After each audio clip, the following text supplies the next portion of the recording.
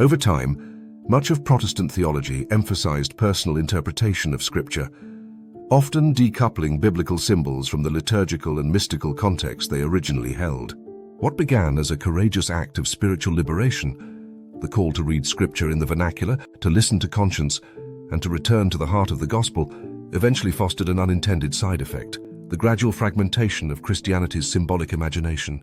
In early Christianity and the medieval world, the Bible was not merely a text to be analyzed. It was a living cosmos of symbols, layered with allegory, typology, and mystery. Baptism wasn't just a rite, it was a death and rebirth. The Eucharist wasn't a memory device, it was a sacramental portal into the paschal mystery.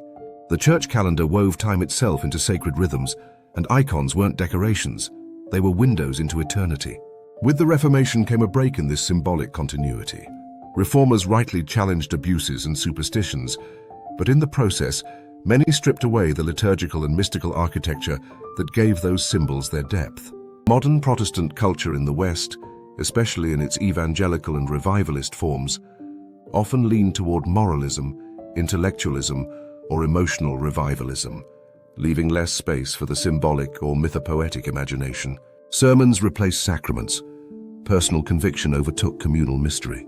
Faith became an interior feeling or a rational assent, rather than a journey into divine mystery mediated through symbol, story, and sacrament. Yet something vital is lost when we no longer see the world as symbol. Without that lens, Scripture becomes flat, worship becomes utilitarian, and the soul loses its native language. The symbolic faculty is not a luxury of high church aesthetics. It is the organ of spiritual perception. It is how the heart recognizes the infinite in the finite, the eternal in the ordinary. Today, many are awakening to this loss.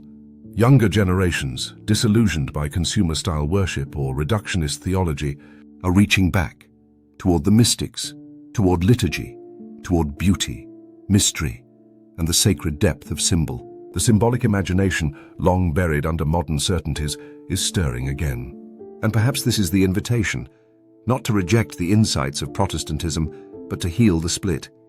To remember that Scripture is not just meant to be read, but inhabited. That faith is not just something you believe, but something you see with the eyes of the heart. Thank you for watching. Please like, share, and subscribe.